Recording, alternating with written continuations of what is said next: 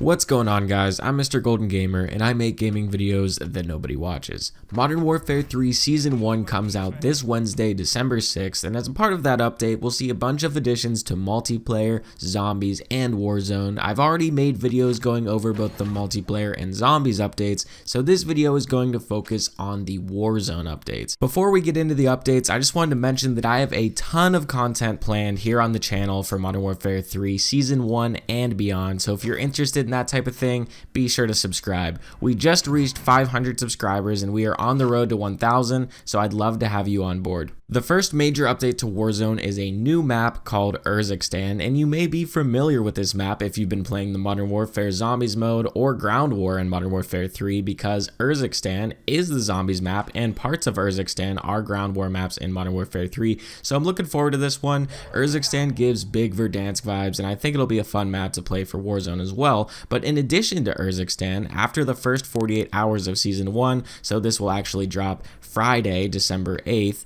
they will add Ashika Island and Vondel to the playable maps. So those two maps from Modern Warfare 2 will be making a return. Of course, these are smaller maps and they're mostly used for Resurgence, and they're also used for Battle Royale, but you know, it's going to be cool to see those back because I think those two maps were pretty interesting and I didn't really get the chance to play them too much in Modern Warfare 2, so I'm happy to have them back. Warzone will have a few different game modes available. At launch, they will have Battle Royale, Resurgence, and Plunder, and they're going to be introducing areas of Urzikstan to a pool of Resurgence locations, along with areas of Ashika and Vondel as a part of a limited time mode called Urzikstan Resurgence, which will focus on several selected points of interest from the Urzikstan map, which would be like Orlov Military Base, Popov Power, Zaravan Suburbs. In season, we will see the return of Lockdown and a brand new limited time mode, Sleigh Ride Resurgence, which is part of the Codmas event. There are a handful of movement changes coming at launch, and I think everyone's pretty excited about all of these. Slide canceling is making a return. The tac stance feature from Modern Warfare 3 will now be available in Warzone. You can ADS while sliding, and you can reload while running, which is really nice.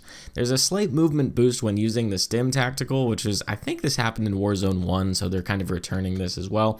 And any additional changes will be detailed in the patch notes, probably coming out the day of or the day before the actual update goes live. There are a whole bunch of gameplay updates coming at launch, so let's get right into these. You'll have a backup pistol, so you can always have a dedicated pistol when swimming or climbing ladders, ledge hanging, no matter what your loadout is. So if you have two primaries, you'll always have a pistol on hand in case you need it. Improved water combat, so alongside the dedicated pistol, improvements have been made to water visibility such that it is now easier to see targets both when in and out of the water. I feel that this is definitely needed. Even this gameplay you're seeing right now on Vondel, they made the water a little bit better in this map, but it's still kind of hard to see people. They're adding a manual gas mask, so now you can manually choose when to equip the gas mask. When looking at the gas mask on the ground, players are presented with two options. You can equip it or you can stow it. Equipping the gas mask will begin the equip animation of putting it onto their face. Stowing the gas mask will place it in the backpack for players to manually equip at a later time. As a result, the animation will no longer interrupt gameplay, and importantly, players will only hear the heavy breathing sound effect while in the gas. This is going to be a super nice feature. I know that a lot of people would get stuck in some really awkward situations where they had to automatically put that gas mask on while they were in the middle of a gunfight, and nobody really likes that, so having the option to do it manually is super nice. The experimental gas grenade, this tactical now deals damage, and as such can be countered with an equipped gas mask. Dedicated ammo slots are making a return. Specific new backpack slots catered to ammo, allowing quick and easy access. These slots will be automatically filled as players find ammo. Additional ammo can still be stored in the all-purpose backpack slot, so super nice. You can just run over your ammo and it'll go to those dedicated slots. Loot rarity, weapons, equipment, kill streaks, and more will now appear as a color-coded tooltip to indicate the value and rarity of the item, as well if a weapon is from a custom loadout, so you'll be able to tell at first glance if this weapon is a rare weapon, if it's a custom weapon. This was in the original Warzone as well. I don't know why we got away from that, but it's super nice to have it back. Contract activation laptop. Players will now activate contracts by interacting with a larger, more easily identifiable laptop found throughout the map. So I'm not quite sure what this means, but we'll have to see. Updated TAC map icons. The entirety of the TAC map has been updated to better serve you with a variety of easily distinguishable new icons. The classic red dots are making a return. The classic minimap will feature within Call of Duty Warzone as well as Modern Warfare 3. It's super nice to have this back. Firing unsuppressed weapons causes operators to momentarily appear as a red dot on the minimap, the way it should be. Improved loot spreading. Players will now notice that the loot distribution and spread when opening a supply box or eliminating an enemy has received improvements to minimize loot overlap and facilitate loot identification. Quality of life carry forward. For the new chapter of Warzone, all existing quality of life improvements that have been made this year will carry forward, and that's so nice to hear because the last integration, of course, we went from Warzone to Warzone 2.0, and all of those quality of life improvements that we got in the original Warzone didn't exist in the new Warzone, which is just so backwards, so I'm glad they're doing things a little bit right this time. There are a couple of new environmental elements here in the new Warzone map, and the first of these is the drivable train, complete with forward and backward engine controls, a buy station, UAV tower, horn, ammo depot, a guaranteed legendary supply crate, and a handbrake in the caboose for tactical braking. So tactical braking is a wild description, but yeah, this is really cool. It sounds that this is going to be a hot drop for people to get on there because it sounds like you'll get good loot and get a UAV right off the rip, and it's just a great way to start off the game. So we'll see if the train is a hot drop all the time. We're going to have to see. Horizontal zip lines are also being added, and I think this is going to be a really nice feature to have, especially when you need to go from rooftop to rooftop. So if people are camping on a roof, you can easily just kind of push that gunfight, and I'm a big fan of this. There's a new lightly armored off-road vehicle called the Coyote, which will make an appearance in the Urzikstan map. There's a returning contract, new public event, and updated Strongholds. The big game bounty contract is back. Activate this contract to put a bounty on the player with the most eliminations in the match. Take them out to earn an advanced UAV. The flyby public event is a new public event where there is a chance that multiple drones will fly in to drop additional buy stations into the Warzone. Updated Strongholds. In order to make each match unique, Strongholds have now been moved to the public event system where there is a percentage chance of them becoming accessible to infiltrate during the infill. As a result of this change, players may also encounter cash drops during infill and may also find black site keys in ground loot, allowing you the opportunity to open a black site in any match. So let's talk about perks, and there's a whole bunch to talk about when it comes to this. The perk system currently in Warzone continues, with operators choosing from either a preset or a custom perk package consisting of 4 perks which become active once your loadout is claimed.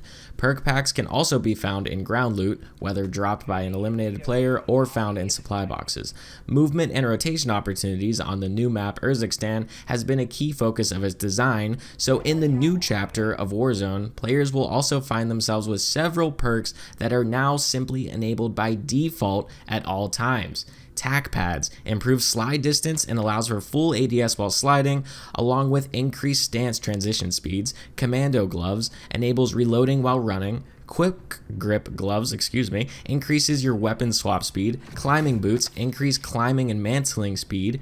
Overkill allows you to pick 2 primary weapons. So this is incredible. These 5 perks are basically permanent perks that you have at all times, and I am a huge fan of that. In addition to these, there's going to be some new perks coming to Warzone as well as some that are returning. So let's go through these. There's Irradiated, move faster and takes less damage while in gas.